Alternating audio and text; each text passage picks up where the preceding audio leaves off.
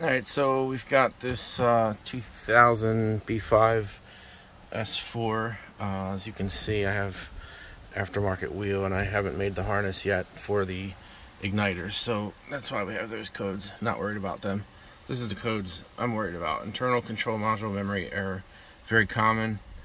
The module that was in this car, I bought it wrecked, and when I got it back to my shop and jump started the car, it would start and stall, like acted like security. It turned out it had a code in the engine computer saying shut down by airbag due to crash detection. So I found a wire out that goes from the airbag module behind the HVAC assembly, and there's a wire that runs from it to the ECM, and I pulled that wire out, depinned it, and the engine stayed running. So it's kind of a simple little system. It just, as long as it doesn't get a bad message from the airbag module, then it stays running. So I put a new module in it, and it was okay for a while, and then the light came back on, and then this internal control module memory error code occurred, which is very common.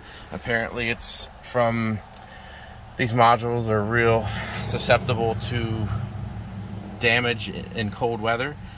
If you search Google or anywhere on a lot of the Audi forums for B5s, you will see that this is kind of a common issue, and this is what happens. They set this code anytime they get cold. I found like sub-freezing temperatures for extended periods, the modules don't like it, and that it just like scrambles the data for some reason inside. I don't know if it's gonna work, but I did see, don't mind the dirt, she's filthy. I found this online. Some people said they had good luck with this. Is actually for resetting the crash data, so this would have probably worked on the first module that I had in the car, but I've read some places online saying that it will actually get rid of this code. Oh, sorry. It will get rid of this code. So I'm going to go ahead and pause this, set the phone down, and plug this in, and put the video back up. So here's a PDF that came with it explaining how to use it. Real simple.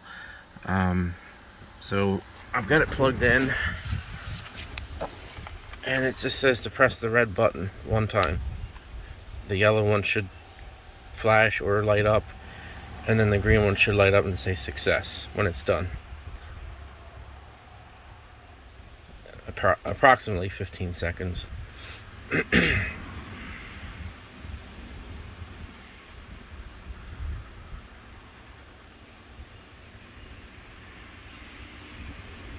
And it's been longer than 15 seconds. Oh, there we go. It's saying success. So I'm gonna go ahead and switch back. There's nothing else here to do. This is the code clear button.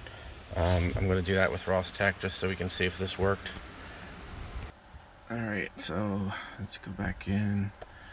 Airbags.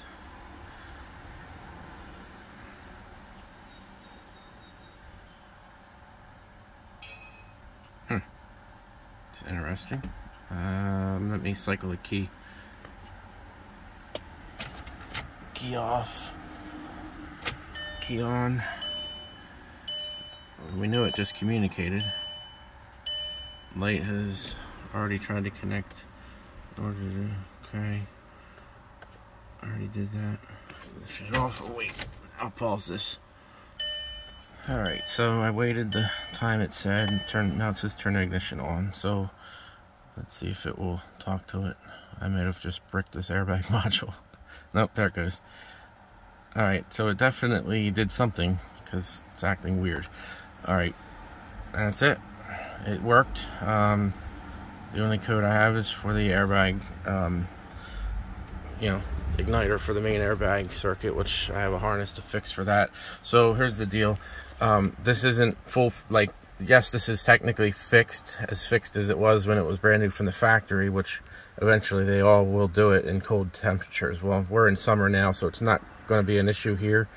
Should not be, but they do say, I read somewhere on Audi Zine, they said to wire your switched ignition power to B+, so the airbag module is always being powered up. I have two problems with that. First of all, that's going to create a parasitic draw, so unless you drive your car at least once a week, it's probably going to kill the battery if it sits for too long.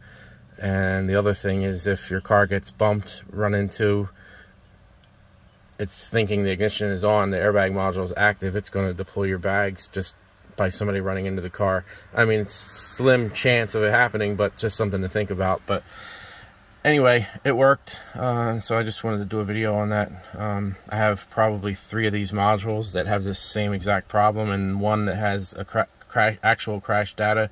But now that I know that this little guy works, it's good to have. I'll keep it on the shelf. I think I paid $19.95 or $99 for it, something like that. So thanks for watching.